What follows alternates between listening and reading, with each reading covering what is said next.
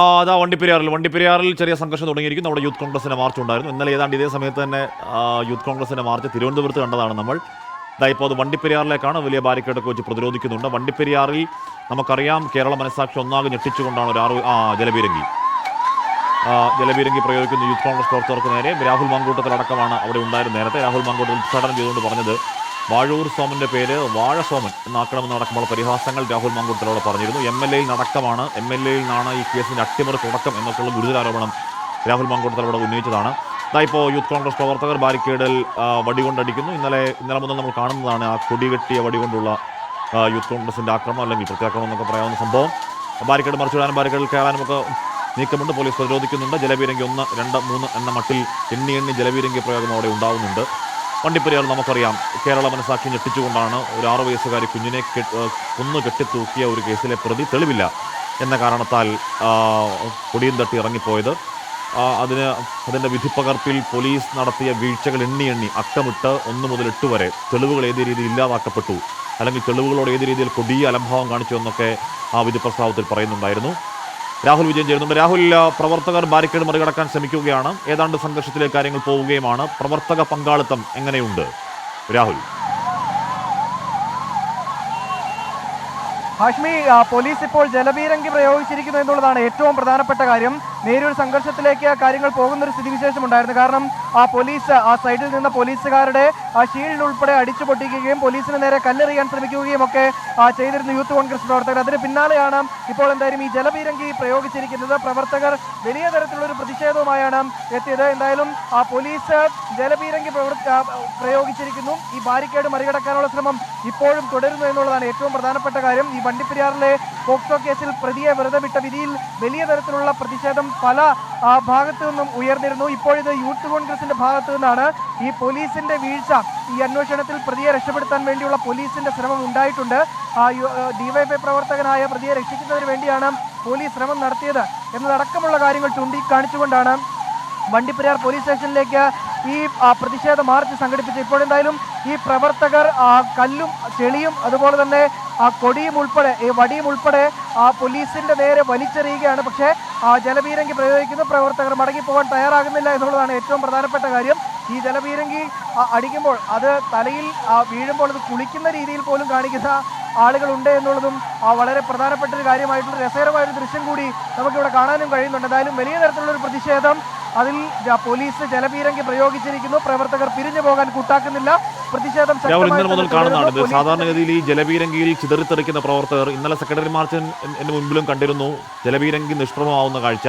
ഇന്നലെ കൊച്ചിയിൽ അടിച്ചടിച്ച് ജലപീരങ്കിയിലെ വെള്ളം തീരുന്ന കാഴ്ച കണ്ടു. ഈ ജലപീരങ്കിയുടെ ശക്തി കുറയുന്നതാണോ രാഹുൽ, അതോ പ്രവർത്തകരുടെ ശക്തി കൂടുന്നതാണോ? ഹാഷ്മി, പ്രവർത്തകരുടെ ശക്തി കൂടിയിരിക്കുന്നു എന്നുള്ളതാണ് നമുക്ക് മനസ്സിലാക്കാൻ കഴിയുന്നത്. കാരണം ജലപീരങ്കിയുടെ ശക്തി ഒട്ടും കുറഞ്ഞിട്ടില്ല. സാധാരണഗതിയിൽ നമ്മൾ ഇതിനു മുമ്പുള്ള പ്രതിഷേധങ്ങളൊക്കെ കാണുകയാണെങ്കിൽ ജലപീരങ്കിയുടെ പ്രയോഗം തുടങ്ങുമ്പോൾ തന്നെ പ്രവർത്തകർ പല വഴിക്ക് ഓടിപ്പോകും നമ്മൾ കാണാറുള്ളതാണ്. പക്ഷേ ഇത്തവണ അങ്ങനെയല്ല. ഇന്നലെ മുതൽ അങ്ങനെയല്ല കാര്യങ്ങളുടെ കിടപ്പ്, പ്രതിഷേധങ്ങളുടെ രീതി എന്നുള്ളതാണ് നമുക്ക് മനസ്സിലാക്കാൻ കഴിയുന്നത്. പ്രവർത്തകർ ഒറ്റക്കെട്ടായി നിൽക്കുന്നു. ജലപീരങ്കിയൊക്കെ നിഷ്പ്രഭമാകുന്ന ഒരവസ്ഥയിലേക്ക് കാര്യങ്ങൾ പോകുന്നു. ആ ജലപീരങ്കിയിലെ വെള്ളം തീരുന്നതുവരെ ഇവരിങ്ങനെ നിൽക്കാനുള്ളൊരു സാധ്യതയും കാണുന്നുണ്ട്. അങ്ങനെയൊന്നും പിരിഞ്ഞു പോകാനുള്ളൊരു സാധ്യത നിലവിൽ കാണുന്നില്ല. പ്രതിഷേധം ശക്തമായി തന്നെ തുടരുന്നു.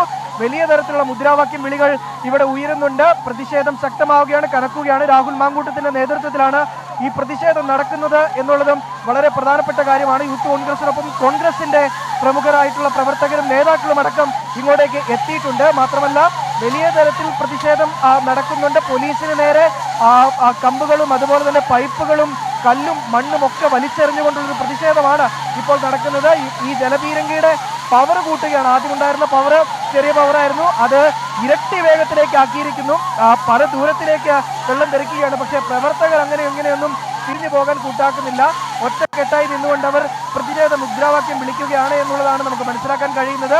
പോലീസിന് നേരെ ആദ്യഘട്ടത്തിൽ പ്രവർത്തകരുടെ ഭാഗത്തു നിന്ന് പ്രകോപനപരമായ ഒരു ഇടപെടൽ ഉണ്ടായി. പോലീസിന്റെ ഷീൽഡ് ഉൾപ്പെടെ ഇവർ കയ്യിൽ കരുതിയിരുന്ന കൊടി കെട്ടിയിരുന്ന വടികൊണ്ട് അടിച്ചു പൊട്ടിക്കാൻ ശ്രമിച്ചിരുന്നു. മാത്രമല്ല പോലീസിന് നേരെ കല്ലെറിയുന്നു, മണ്ണുകൾ വലിച്ചെറിയുന്നു എന്നടക്കമുള്ള കാര്യങ്ങൾ ഉണ്ടായിരുന്നു. അതിന് പിന്നാലെയാണ് ഈ ജലപീരങ്കി പ്രയോഗത്തിലേക്ക് എത്തിയത് എന്നുള്ളതാണ് ഏറ്റവും പ്രധാനപ്പെട്ട കാര്യം. നമ്മൾ ആദ്യമേ സൂചിപ്പിച്ചതുപോലെ തന്നെ ഈ വാഴൂർ സോമൻ MLA ക്കെതിരെ ഉൾപ്പെടെ രാഹുൽ മാങ്കൂട്ടം വളരെ ശക്തമായ രീതിയിലാണ് ഈ അല്ല, അത് ഗുരുതര ആരോപണമാണ് എന്ന് പറഞ്ഞാൽ അതൊരു രാഷ്ട്രീയ ആരോപണം മാത്രമാണോ? ഇപ്പോൾ രാഹുൽ ആരോപിച്ചത് ഇപ്പോൾ വാഴൂർ സോമന്റെ പേര് വാഴസോമനാക്കണം എന്നൊക്കെയുള്ളത് പോട്ടെ, അത് പരിഹാസം എന്ന് വെക്കാം.